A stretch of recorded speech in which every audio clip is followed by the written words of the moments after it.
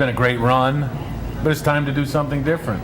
You know, I've told you guys, I've told anyone I've talked with, I got a 13-year-old Kevin and a 10-year-old Gina at home, and these TV hours, I don't get home till 12:15, 12:30 in the morning. And obviously that was a big reason for this career change. Plus, 30 years, I've done it. It's been a rewarding run. It's been a great career. It's humbling. Yeah. That's all I can say. It's humbling. Thank all of you for watching. Well, that is former WLTX sports director Bob Shields talking about his career right here at News 19. Sadly, after a long battle with cancer, Bob died today at his home in Irmo. From local high school sports, colleges, and pro teams, Bob was well known to the players and to you at home. Tonight, sports director Reggie Anderson looks back now at Bob's years here at News 19.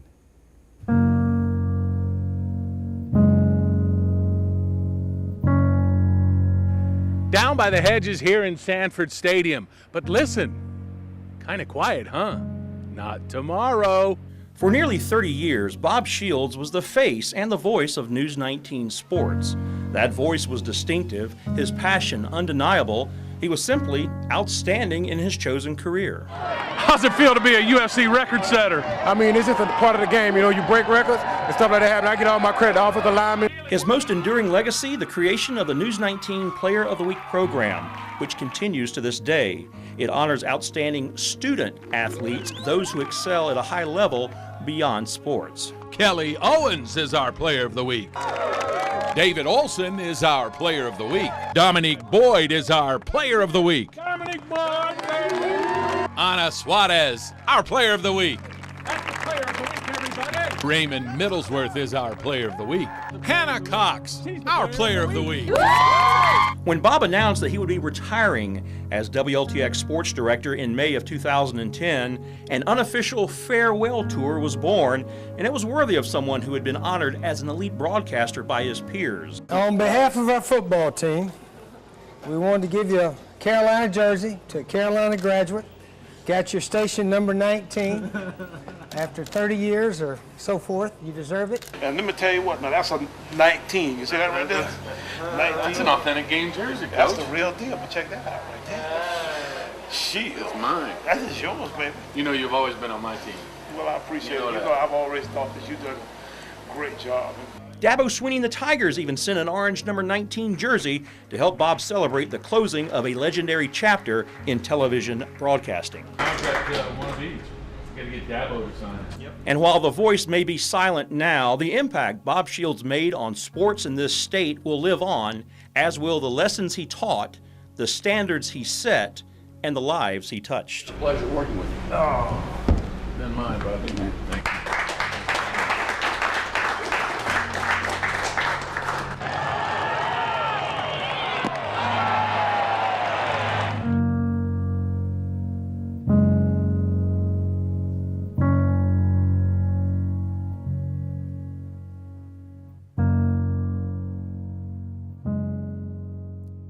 Well, news of Bob's passing today has led to an outpouring of support for his family on social media. South Carolina's athletics director Ray Tanner tweeting out, "A great man and the consummate professional that will be missed. I will cherish our conversations. My thoughts and prayers go out to the family."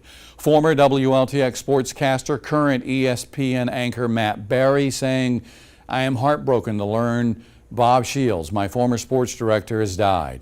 He loved South Carolina sports and welcomed me to his department with open arms, always calling me kid." Our Darcy Strickland couldn't be with us tonight, but we spoke on the phone earlier and she wanted to share her memories of Bob.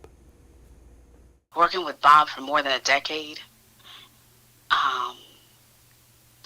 he was more than just the sports guy. When I started at LTX, Bob was there. And so as a young journalist, there are just some things that you don't know how to handle in the business. And so obviously your first group of people who you turn to in the newsroom when you're a young reporter to get advice on how to handle stories would be, you know, your anchors and your news director and your news team. But I can honestly say now, looking back on all the things that I learned from Bob Shields and what it means to tell a good story and what it means to be a good journalist. I learned so much from the sports guy. I learned that if your stories are not about people, then you're wasting your time. That it's never about us, and it's always about making sure that whether your story is a minute and 30 seconds or 2 minutes, but whatever the length of time it is, that at the end of that, the viewer has a better understanding of whoever it is that you are trying to bring to them. And so he didn't just do that on air, he lived that. And I believe that's why so many people are hurting tonight hearing this news, because if you met Bob, he just had a way of making you understand in that moment that you were important to him. Whether you were a player of the week, whether you were a 4-star, 5-star recruit for the Gamecocks, whether you were a Clemson Tiger, whether you were a coach, it didn't matter who you were, whether you were just somebody who bumped into him on the canned food aisle at your grocery store. Bob made you feel like you were the most important person to him in that moment. And it was because you were the most important person to him in that moment. Darcy Strickland in a phone conversation earlier tonight, and she had some good words to say there about our friend and colleague Bob Shields, our sports director Reggie Anderson, South Carolina's weatherman Jim Gandy joining us now. Guys, let me get your thoughts on the passing of Bob. Well, I went over to the Chick-fil-A Classic to shoot that game tonight, and so many people came up and expressed their condolences. The captain, Kerry Rich, who's a big basketball guru in town, but he came over. A few of the other broadcasters, a couple of coaches I saw, and you've seen some things on Twitter. I saw Ray Tanner. You mentioned Ray Tanner tweeted something. Jeff Scott up at Clemson tweeted something. He's a former News 19 Player of the Week. Robin Bacon over at Spring Valley. So we've seen a number of G.A. Mangus, who's coaching up north. He tweeted a few things. We've had a lot of people that we haven't talked to over the years, and some we do see on a good basis. But everybody kind of coming together and expressing their condolences. We've had a number of people who have worked here at the station who've gone on to other places, and it's been interesting to see their reaction to the news. So that's still coming in. But one of the things about Bob, he covered the college scene, but he was really big into high school sports. I can't think of anybody that's been as big into the high school sports scene as he was. Yeah, that Player of the Week program that he started back in the late 90s, if I'm remembering correctly. I think it's the late 80s. Late 80s, because I started, yeah, because I started in 93 and this thing was still going. So I'm guessing 88, 89. I mean, I've never been able to actually find out exactly when it started, but it's been a while.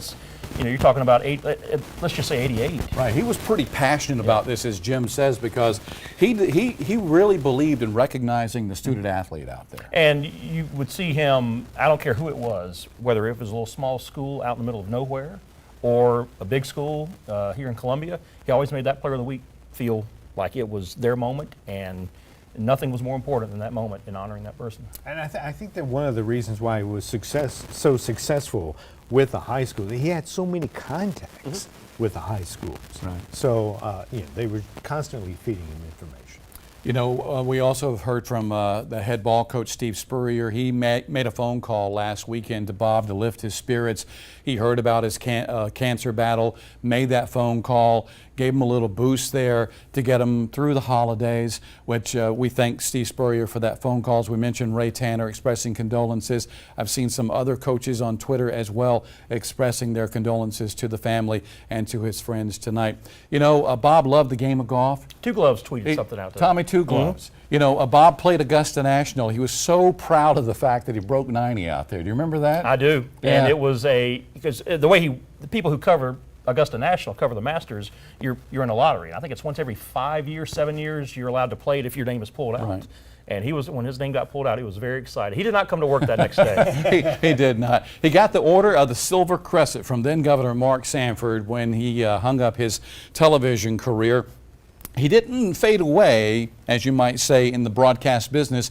He then stuck around for a little while longer at 107.5 The Game, and I know a lot of our colleagues over there tonight saddened by the passing. Jay Phillips tweeted something out earlier today. Jay, of course, anchors the 1 to 4 show over there, 107.5 The Game. He had some good things to say, and some of his former colleagues, Benji Norton, Tommy Moody, they were the three amigos, Bob, Benji, and Tommy, and so they're obviously mourning as well. We talked about it at the top of the broadcast, from Omaha to Orlando. Obviously, Omaha, a reference to the baseball team. He really loved baseball, you know, covering the Gamecocks, especially if they made it to Omaha. And I remember he was out there for about 2 weeks in Omaha, and I was out there with him, and he was having a blast. 2 weeks in Omaha, at the mecca of college baseball, and he was loving every minute of it. You know, in this day and age, in this business, it is very rare for someone to stay in the same job for almost 30 years. I might as well say it was 30 years. It was like 29 years and a handful of months. Very rare for that to happen. We hope you're going to stick around a little while longer with us, Reggie, but I'm not sure if you're getting close to the 30-year mark, aren't you? You're at 25 yeah, right something now? like that, yeah. 25 years old. All right, we want to, 25 years. Well, you're 25 years old as well. We want to let you know funeral arrangements have not yet been finalized.